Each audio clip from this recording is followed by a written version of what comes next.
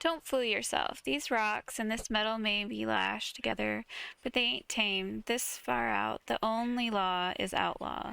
The only justice, last rights. So walk careful, head on a swivel, hand on the hilt, all that, 'cause that glare you feel is the narrowed eyes of ill intent aimed at your honor, your heart, your head.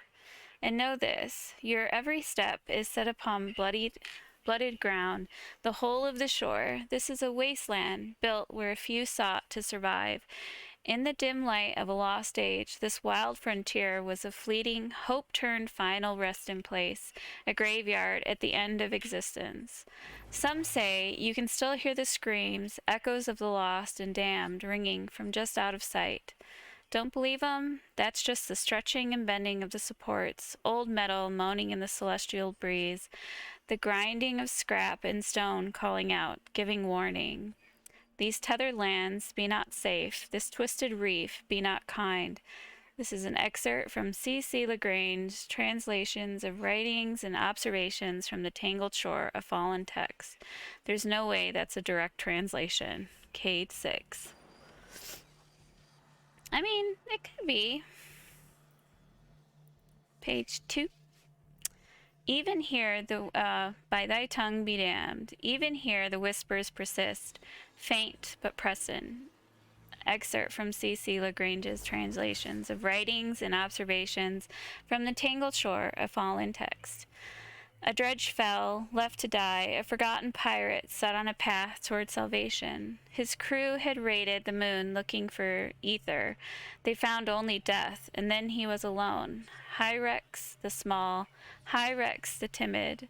The weak was lost to the depths of the hellmouth, a solitary scavenger down among the hollows where dead things dwell. How he survived is a story untold, an impossible tale known only to Hyrax himself. In that secret is his strength.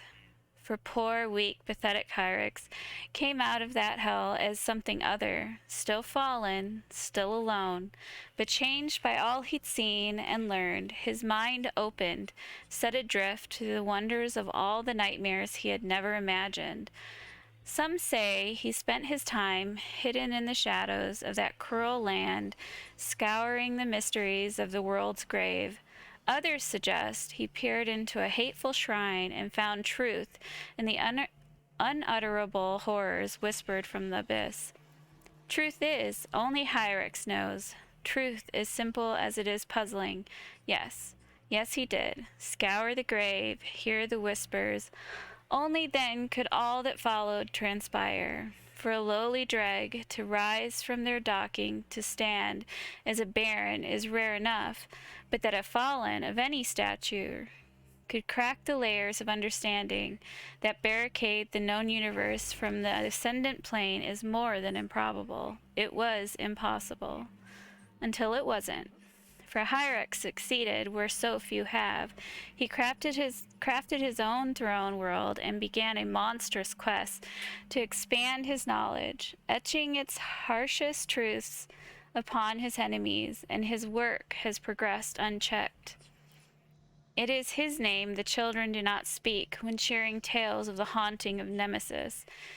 It is his blood that paladins and corsairs alike wish to spill for the slaughter at Gaspra. Hyrax, the twisted, Hyrax, ascendant, the mind-bender whose tongue is a weapon, whose experiments seek to unravel sanity and reshape imagination, that his subjects may become other, tools of his vile bidding. And so the warning spread. When the fallen, who speaks in the language of the damned, calls, do your best not to listen, for once his words take hold, your will shall fade, replaced by its antithesis, and then, like that poor, weak, fallen dredge, you too will know darkness. You too will be alone. Trust is your shield, trust is your weakness. In the end, we all fall to betrayal. Excerpt from C.C. Lagrange translations of writings and observations from the tangled shore of fallen text. A simple riddle for you to consider. Only truth can conquer lies. But what is truth, and in whose eyes? What then at the butcher of Bamberga?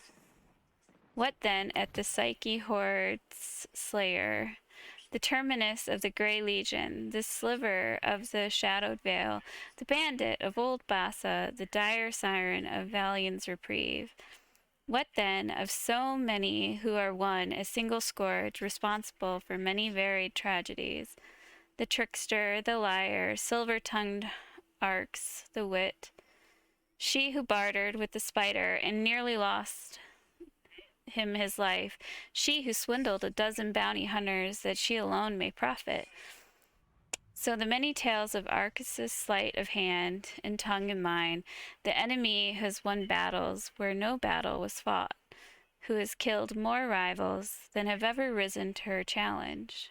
What is known and unknown, none can say, and the sly prankster would have it no other way. Of all the barons marked by scorn, it is Arx's to fear, for her greatest weapon is the disillusion of truth. She will give you certainty, only to reshuffle the deck. She will grant you your desire, only to reveal it as truly regret. If this realm can allow for gods, then she may be the first among devils, unknowable, unpure. Her tongue will cut you down long before your body falls. If you don't believe, if you find yourself questioning the depths of her deceit, ask yourself a simple question. Did you kill her? And if you did she die? If the answer is yes, her trap is set. If your answer is, it's okay, you don't have to say it, maybe you will survive out among those wild shores longer than most, though maybe not as long as you'd like.